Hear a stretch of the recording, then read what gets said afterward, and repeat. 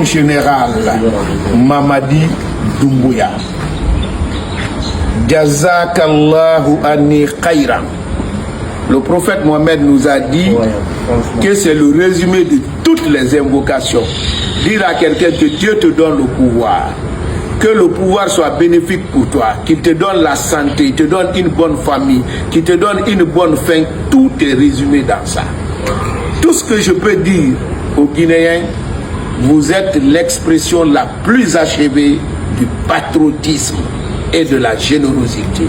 Alors que Dieu vous paye et qu'il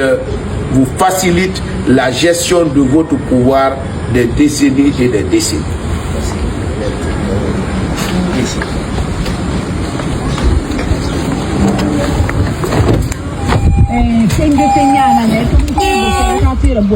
Assalamu alaikum.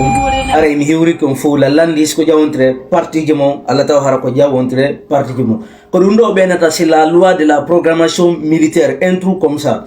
TV qui est sorti d'ici de wonno yide no yaltinede fop be won onde jonude par exemple be sukabe fu wono makandira ka ken les caméléons boatila be wonno yide sorti d'ici fo de be won be jonude ko billahi ko manipuler mentalement manipulation be joki ko hore jamao Guinée lamido ko hore mo lamade imagine hunde wotare ettugol jawdi la Guinée ni fop wada jifaji mu heppina jifaji mu ni etta wada mo fala acca mo fala wada kala ko fala e hore lendi bedo hakkun mo Allah mi inni en yen geru darne lendi geren darne lendi aliou ba so kanoma o fi onno accitama halede joni foni ke menge fi ben non ka yiggitanoma Umar odo Habib Marwane ittisi ke benno iden jodi ide sutidi no be yaltinde kambe be inna non fulbe mengo dimmobe mengo yalta nanga denigro go ene yennay innay wotay daro combat men ko initi ko fi on hatta udike hakkil menni on suti véhicule wa nga o yaltina ngal odo sorti dizini land cruiser jane yetede ko yata 600-700 millions ni etta dum fonde wotere jonna goddo be nano ko president on nano ko chef d'état hakkun mon Allah o yidum do nokugo sinado o mo haray mo gollande lendino inneteno me bedo be wata fus e mudum fus be gaynata Mamadi Doumbouya gaynata dum mi halay dum no min mi faala ka be wadana katu fus mi faala ka be wadana hay grambe am fop kadi me de tori be fi Allah be wakilo hara be tewdaji ko gon feedo parce que dum do fetinay goddo kombo jonete hande o sifangal do hande lagina ko satiro no o salo oto dari o yoto winge o jonnangi makanera kake o yawno do le nyande mobben kolo man jodi baaw fu kanko mo jodi es mo jonna micro mo yewtere hore be mako babe men no fu ko dum ngaldi no lando mi wuli awa he immoden darne lendi no mobiliser den darne lendi itte o centre militaire son be ko kambe tumbe lamani hore mabbe ko hore mabbe tumbe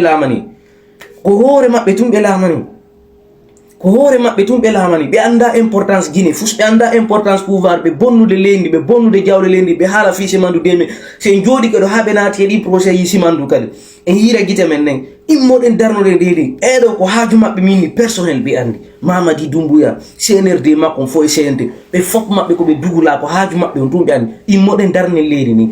o saydo ni Guinée duwa wattango ila mobbe no dari oto inge o jetta taw jonna odo fi on no wadani mo yewtere de balle wadani mo cérémonie yo sama kala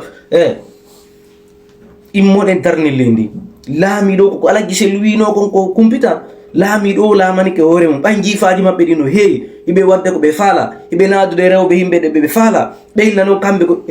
no hersinani chef d'état mi wona contre ko kimo ko haysi mo mérite mi wona contre mais yo immo de hara na mo faala to wadanta lendi hande do satti ngey lendi no satti ngey Mamadi Doumbouya ko non wadande la Guinée sina jettugol mbudi ko faala ko détourna mbudi ko faala ko budget Mamadi Doumbouya hande no buri budget Alpha Condé lamino do 11 ans budget Mamadi Doumbouya lamido 3 ans 4 ans no buri jodi no mo 10 ans 11 ans so yeddu yehe vérifion immo de ndare hore me enen kadi ben da ko non ko hakkille Guinée